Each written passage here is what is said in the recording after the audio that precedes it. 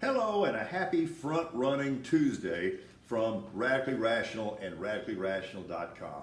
That's right, front-running.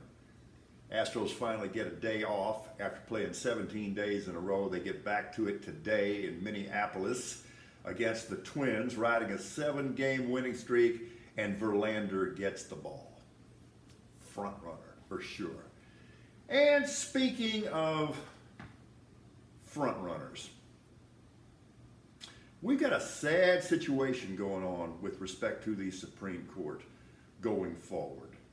You know, we've been able to promote the ruse and suspend disbelief and tell ourselves that the Supreme Court can be a non-politically partisan body and can be objective arbiters of justice.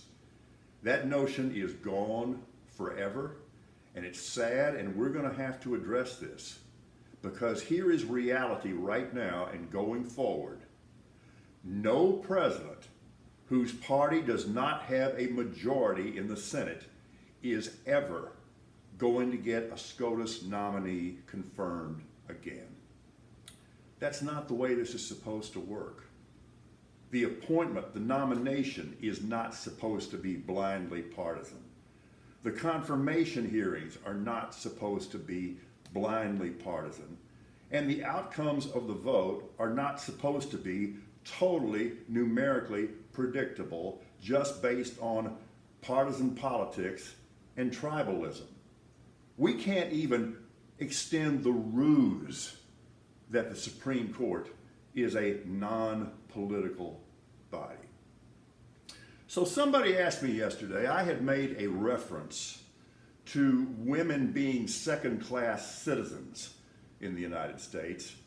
And I was asked to explain that, and I passed on the opportunity, frankly, because I think it's obvious. If a person, in this case a woman, but it would be true for either gender if it applied to both genders, if you don't have autonomy over your body, you have autonomy over nothing. And if you have autonomy over nothing, you are a second-class citizen. Really happy I can explain this to you. 2022 going on 1522. Okay, speaking of those confirmation hearings with people like Alito and Kavanaugh and Gorsuch, yeah, it wasn't technically perjury because they found ways to phrase it the way they did. But whether it violates perjury laws or not, here's the truth. They stared right into a camera and right into the eyes of everybody on that Senate committee and lied their asses off. And many of you are okay with it. And by the way, I'm not saying that the lying is all coming from one direction. It's not. But the extent to which that we have institutionalized and rationalized and accepted and in many cases even embraced lying, we're not going to get this thing back on track until lying in our society regains some kind of stigma, until there is some price to be paid for lying. I wish I could take credit for this, but I can't. But I heard Carl Bernstein say something yesterday that I thought was profound. Nixon was our first criminal president, but Trump was our first seditious president. You tell me how that's not true. Go look up the definition of sedition and tell me how this doesn't fit like a glove.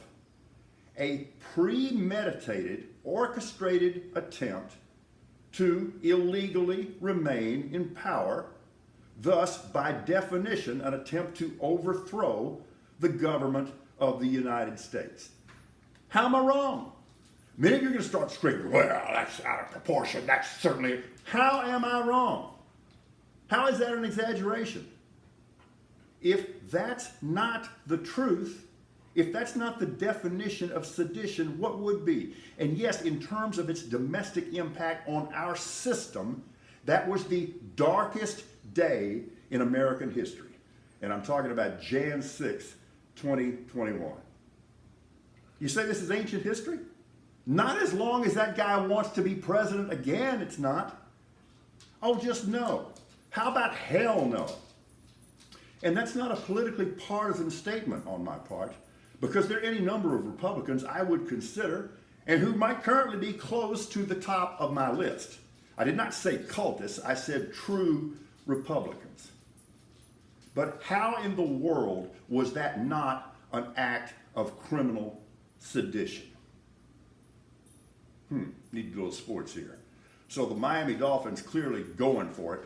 They're pursuing the same template that the Rams did last year, and it worked out pretty good.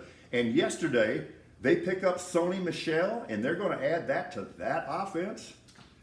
The good news for you, Tua, is you now have all the weapons you could ask for. The bad news for you, Tua, is you now have all the weapons you could ask for, and if this don't work out, it's on you. We are radically rational.